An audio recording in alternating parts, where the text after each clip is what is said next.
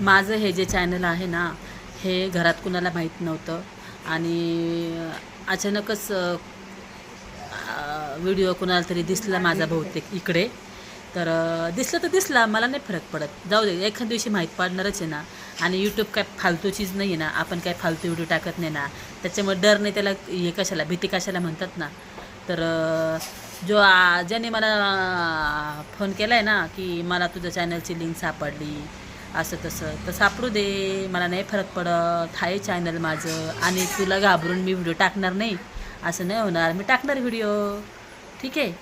मग तू माझी व्हिडिओ बघ, डाउनलोड कर, लोकांना शेअर कर. तुला सवय आहे ना बदनामी करायची, तुझी जातच ती आहे लोकांच्या बदनाम्या करायची.